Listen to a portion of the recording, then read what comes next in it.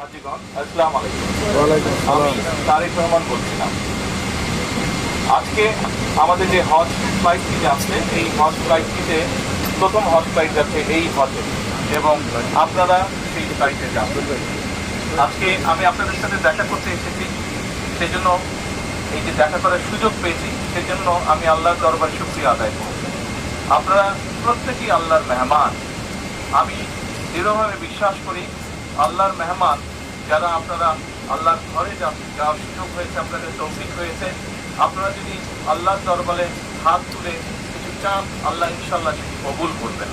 আপনাদের কাছে আমার বিনীত অনুরোধ থাকবে, আপনারা এই বাংলাদেশের নাগরিক হিসাবে, বাংলাদেশের সন্তান হিসাবে হজে যাচ্ছেন, দয়া করে দেশ এবং দেশের মানুষের জন্য দয়া করবেন, দোয়া করবেন, যাতে করে আল্লাহ আমাদেরকে তৌফিক দেন, যাতে আল্লাহ আমাদের উপরে রহমত নাজিল করেন, যাতে আল্লাহ আমাদেরকে সাহায্য করেন।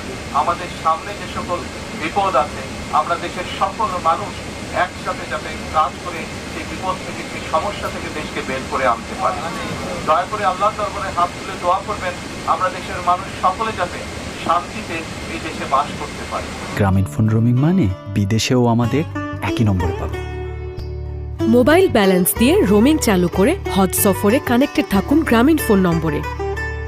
দয়া করে আল্লাহর কাছে দোয়া করবেন যে আমরা দেশের মানুষের জন্য এই সরকার যে কাজগুলো করতে চেষ্টা করছে, দেশের মানুষের বেকার সমস্যার সমাধান করার জন্য, দেশের মানুষের খাদ্য নিরাপত্তার জন্য, দেশের মানুষের শিক্ষার জন্য, দেশের মানুষের স্বাস্থ্যের জন্য, কর্মসংস্থান সহ আরও যে কাজগুলো আমরা করতে চাইছি, সেই কাজগুলো যাতে আমরা সম্পন্ন করতে পারি, তার জন্য যাতে আল্লাহ আমাদেরকে তৌফিক দেন, আর সেই রহমত যাতে আল্লাহ আমাদেরকে দেন।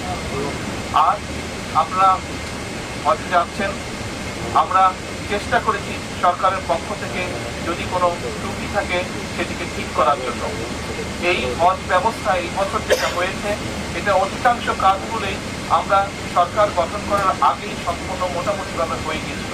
আমাদের খুব কিছু করার সুযোগ ছিল না, তারপরে আমরা যতটুকু করতে পেরেছি, আমরা কিছু ছোট কিছু কাজ করার সুযোগ ছিল, সেগুলো আমরা করার চেষ্টা করেছি।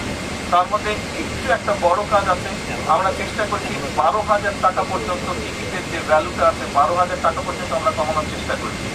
ইনশাল্লাহ আমাদের চেষ্টা থাকবে যে আগামী বছর আমরা যাতে আরো খরচটা কমাতে পারি, যাতে আগামী বছর হয়তো আপনাদের কাছে থেকেও কেউ যাবেন, আরো অনেক হাজ যাবেন, তাদেরকে যাতে আরো কম খরচে আমরা হজে পাঠানোর ব্যবস্থা করতে পারি।